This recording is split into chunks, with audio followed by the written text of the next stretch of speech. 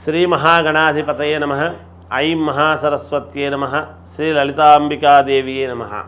పంచగ్రహ కూటమి అనేటువంటిది ఈ జూన్ 6వ తారీఖు 6వ నెల 6వ తారీఖు గురువారము నాడు పంచగ్రహ కూటమి అనేటువంటిది వస్తూ ఉన్నది. అంటే 4-5 తారీఖులలో ఈ పంచగ్రహ కూటమి అనేది ఉంది. పంచగ్రహ కూటమి వలన ఎవరెవరికి ఏ రాశి వాళ్లకు ఎలా ఉంటుంది ఏమిటి అనేటువంటిది మనం మామూలుగా తెలియజేసుకుంటున్నాం. అయితే బాగున్నటువంటి రాశులు ఏమిటివి అని ఒక్కసారి మనము చూసుకుంటే మేషరాశి వారికి, కర్కాటక రాశి వారికి, అలాగే సింహరాశి వారికి, కన్యారాశి వారికి, కుంభరాశి వారికి, మకర రాశి వాళ్లకు చాలా మహాద్భుతముగా ఉంటుంది. వృశ్చిక రాశి వాళ్లకు కూడా బాగుంటుంది గాక. ఇక కాస్త ఇబ్బందికరమైనటువంటివి అంటే అంత యోగవంతము కానటువంటివి, ఇబ్బందులంటే పెద్దగా ఏమీ ఇబ్బందులు ఉండవు, కానీ ఎంతో కొంత గ్రహాలకు పూజలు కార్యక్రమాలు చేసుకోవాల్సినటువంటి ఆవశ్యకత అవసరము ఉంటుంది గాక. వేటికి ఉంటుంది అంటే వృషభ రాశి వాళ్లకు, మిథున రాశి వాళ్లకు, తులారాశి వాళ్లకు, ధనుస్సు రాశి వాళ్లకు, మామూలుగా మీనరాశి వాళ్లకు అలా ఉంటుంది. వీళ్ళు కొంచెము ఎక్కువగా నవగ్రహాలను ఆరాధన అనేటువంటిది చేసుకోవాలి. ఎందుకు పంచగ్రహ కూటమిలో ఏమిటి అంటే ఆ రోజు అక్కడ గురువు, శుక్రుడు, రవిచంద్రులు అంతా ఇక్కడే ఉన్నారు, ముఖ్యమైనటువంటి వాళ్ళంతా కూడా. అయితే యోగాన్ని ఇచ్చేటువంటి గురువు ఒక వెలుగు వెలగటానికి ముఖ్యమైనటువంటి ఇది ఇచ్చేటువంటి శుక్రుడు, కాలాన్ని మనకు ముందుకు నడిపించేటువంటి రవిచంద్రులు ఇద్దరు కూడా ఇక్కడ ఉండటం అనేటువంటిది మనం గమనించాలి. వీళ్లకు ఏమి జరుగుతుంది, ఏమి ఇబ్బందులు ఏమిటి అంటే ఏమి లేదు, అనుకున్నటువంటి పనులు నెరవేరకపోవటము, అన్ని రకాల ఇబ్బందులు కలగటము, ఇలాంటివి ఏవో కొన్ని జరుగుతాయి గాక. అందువలన ఎవరికి వాళ్ళ వ్యక్తిగతమైనటువంటి జాతకాలను పరిశీలన చేసుకొని తగిన విధముగా గనక పరిహారము చేసుకుంటే యోగవంతము. పైగా అమావాస్యతో కూడినటువంటిది వచ్చింది. అమావాస్య ఆ రోజు తిథి అమావాస్య అయినది. మరి అమావాస్య రోజు పంచగ్రహ కూటమి, గతంలో షష్టగ్రహ కూటమి, అంతకన్నా ముందు ఇదే పంచగ్రహ కూటమి అలా చూసాం.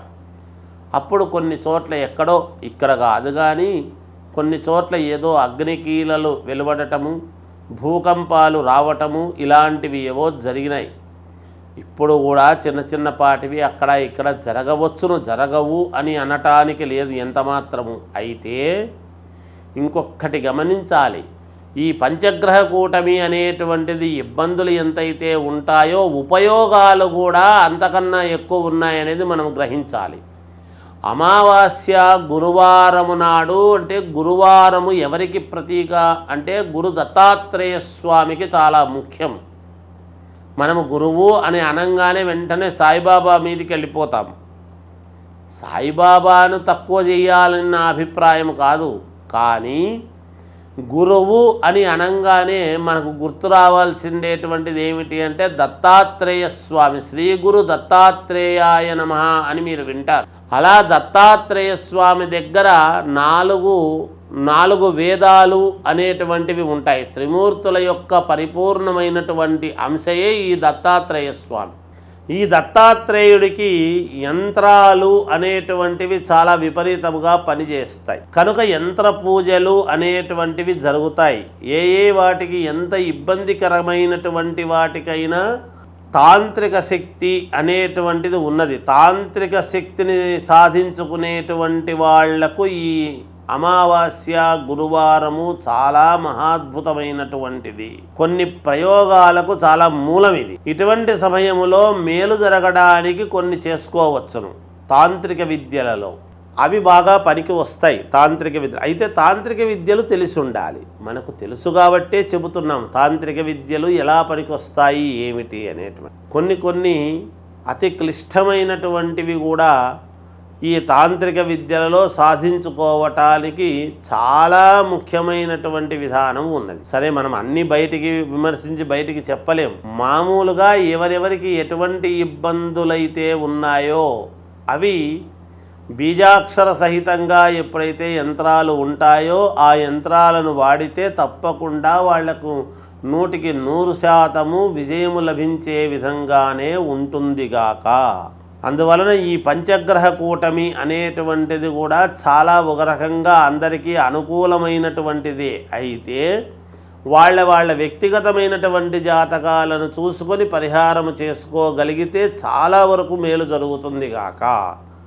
మనము అది కూడా మంచిదే, మనం గమనించాలి కదా. ఎంతసేపు పంచగ్రహ కూటమి బాగలేదు, ఏదో జరుగుతుంది అని అది ఇది అనుకునేదానికంటే మనం ఏమి చేసుకుంటే ఈనాడు మేలు అనేటువంటి ఆలోచనకు రావాలి ప్రతి వాళ్ళు కూడా. అందులో భాగంగానే తెలియజేస్తూ ఉన్నాను. ఈ హనుమత్ జయంతి అనేటువంటిది మామూలుగా 1వ తారీఖు వచ్చినది కనుక అందరికీ జయము లభిస్తుంది అనేటువంటి భావన నేను తెలియజేస్తూ జయోస్తు.